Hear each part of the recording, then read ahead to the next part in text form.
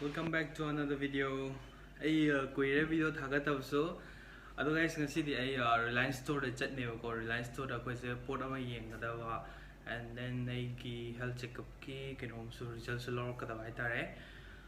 Aduga me ko da lockdown lai ri lai te aduga keno tawri tawde lambi da kamain chatli adugumba mayam dai ucharake 1 month around 1 month ki matung da som chatuse.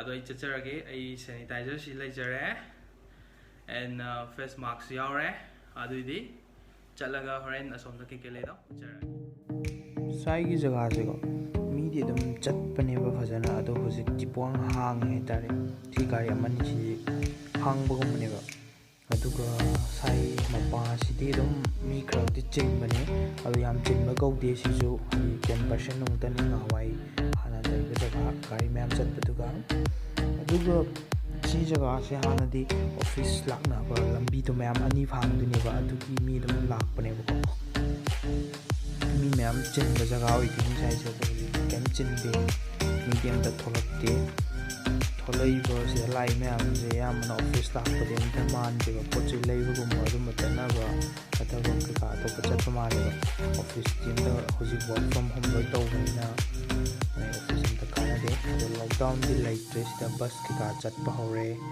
ado auto ka phajana chele ado chatok pa da di kitam kijari.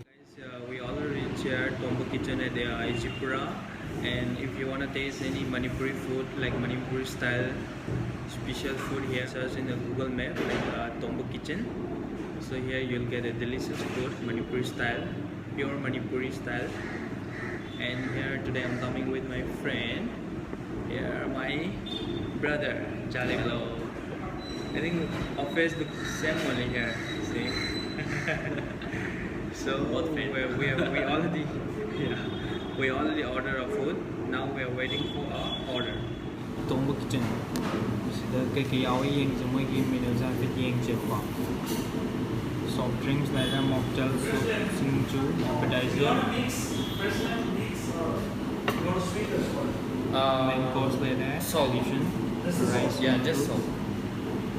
bai cha ba ba how bang la yaw ra price su dum yam tang da bane sagi me am try to me ro ich brother lai ni anak pada lai bang ge dum sagi try to sen yo khang ba su me yo mani kui ra bane moi se ado ai ju khang la ko di adum lai ado ya ma tam da ko home delivery ki sile re ado la ke la ga ya cha da video ni nam de ma sina ha mani me video nam si so te order to sang re my friend ki snail thali yore and ai gi di chak ka uti ji goin sechal lani atop di chaw noi tre do aduna on da Manipuri food che kamai tawi hai do review lor ke ko ana bro you start okay yeah for at first what you eat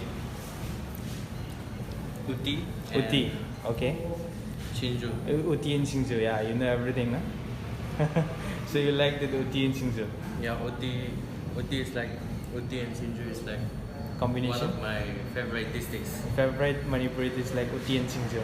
Okay, chalo.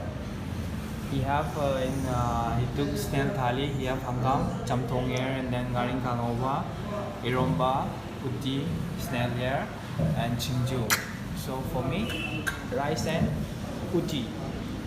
So I chat ho ge, I took a higher again. Yeah.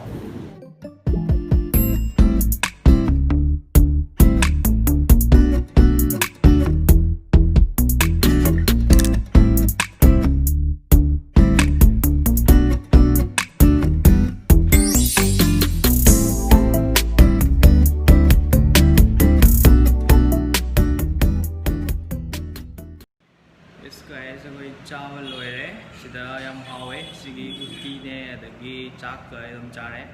Yam hawe sida. Edi yum da chawa yum da thongba. Mayal ke galo sura thong ne hawe ba. So koi friend lagi amuk ma kamai na fil da way hangse. Bro, how is it?